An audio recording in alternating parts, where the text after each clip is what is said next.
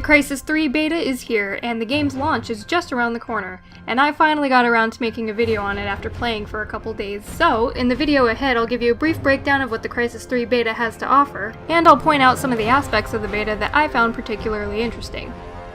Now, the first thing I want to touch on is the visuals. Since this is Crysis we're talking about here, of course it's going to be on CryEngine 3, and CryEngine is known for its high graphic quality, so if you want to get the most out of this game, visually speaking, you'll probably want to download the beta on the PC, which it is available on, but you do have to go through the Origin client to do so.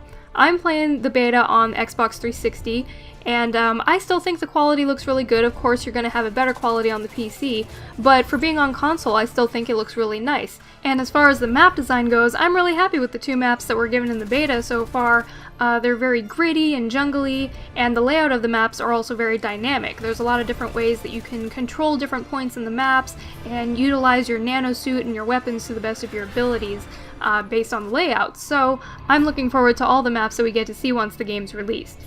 Now, I'm not much of a graphics whore, I am much more of a control freak. If the controls of a game are not fluid and they're clunky and hard to control, especially in a multiplayer type game, then I'm not going to have a good time. But luckily, the controls of the Crysis 3 beta are spot on. They're fluid, they're not clunky, they're easy to manage, and they're accurate as well. And if you're playing Call of Duty and that's the kind of controls you're used to, you should have no problem transitioning over to some Crysis 3 multiplayer. However, there is a very slight learning curve that you have to get used to when you're playing this multiplayer, because since it is Crysis, there are different nanosuits, there's armor, there's cloaking abilities, and all of those things affect the damage that you're doing with your guns. And so it's not going to be as easy to drop somebody. You're going to have to lay some bullets into them depending on how much armor they've got on. So in that sense, I guess it's a little bit more like Halo, like if they had an oversuit on or something like that.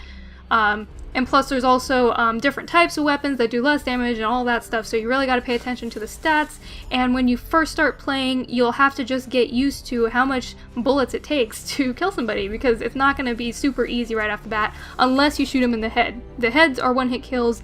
Also, if you use the bow and arrow, those are also one-hit kills. If you have the right arrows equipped, that is. So if you're newer to Crysis and you're not doing too well in your first couple rounds, don't be discouraged. Just keep in mind that it's going to take a few more shots to kill somebody, especially if they're wearing a heavier armor.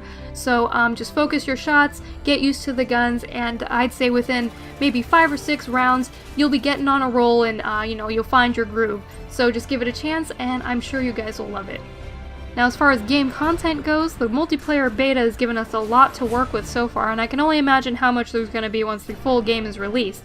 And I've heard a rumor that there's going to be 8 different game types in multiplayer, and that's going to be crazy. I don't even know what all of those 8 are going to be.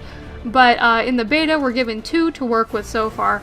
The first game type is called Crash Site, and it's basically kind of like Headquarters. You have this crashing pod that comes down in different areas of the map, and you have to capture the area surrounding the pod.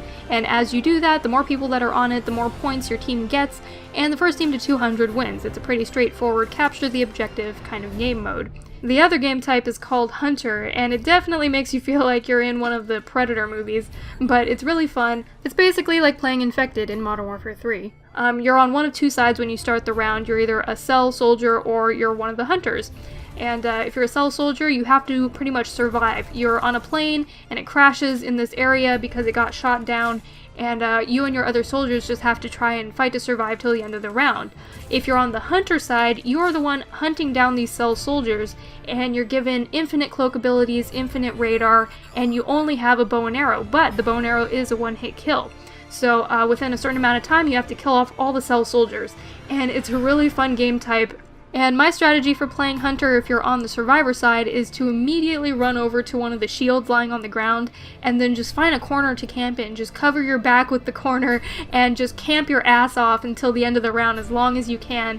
And it kind of pisses off some of the hunters, but it's really funny because sometimes, depending on where you're hiding, even though they see you on radar, they can't find you. And when they run up to you, you can throw the shield at them or swing the shield at them, and it's a one-hit kill. And it's so much fun, so I definitely recommend you give that a try. And that reminds me of another element that really stood out to me about the Crysis 3 multiplayer maps. The fact that they have interactive elements is really awesome, and that's actually something that I was really disappointed about Black Ops 2. They didn't add any interactive elements to their maps, even though they had those in the first Black Ops, so I don't know what's up with that. But in Crysis 3, you can rip shields off of pods and chuck them at your enemies for a one-hit kill, or you could drop kick a car in their face, or you could just pull a pipe out of the ground and start swinging like Barry Bonds, and it's all super fun. It's really nice to have little parts of the map that you can interact with. Plus there's these big mech-like robots that you can climb into called pingers that spawn throughout the map, and those are pretty fun to ride in as well. They're not too overpowered and they're not that hard to kill, they're just more of a nuisance for the other team, but they're still a lot of fun. The multiplayer also offers a fair amount of score streaks, things like radar, EMPs, different alien guns that you get for killing your enemies, but it's not just for killing enemies alone. You have to pick up the dog tags of the enemies you kill if you want to accumulate your score streak. But the nice thing about the dog tags is that only you can pick up the tags of the people you kill. Your teammate can't run by and steal the dog tag, they can't even see it. Plus the tags of your enemy remain on the ground even after you die. So you better start nomming those tags and stacking those score streaks if you want to be a valuable asset to your team. One last thing I'd like to mention are the weapons. There's a whole arsenal of weapons for you to try out in the multiplayer beta, things from assault rifles to SMGs to machine guns, different things like that. One of my personal favorites is the feline gun. It's a submachine gun and it has a little bit of recoil, but you know, it gets the job done and it's definitely one of my favorite guns so far. There's also a handful of guns that you can't unlock unless you reboot, which is essentially the Crysis 3 version of prestiging.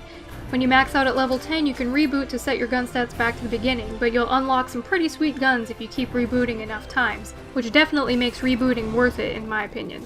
Plus, one more thing that I really liked was the fact that you can switch between attachments on your guns mid-game at the touch of a button. And I thought this was a really elegant way to allow players to get used to the guns and their attachments without having to wait in between lobbies. So kudos to you, Crysis 3, you're getting it all right. And on that note, I'm gonna wrap up this Crysis 3 beta multiplayer walkthrough, breakdown, thingamajig. Thanks so much for watching, you guys. I gave you guys my opinion on the Crysis 3 beta, and now it's your turn to do the same. Let me know in the comments below if you've been playing the beta and what you think of it so far.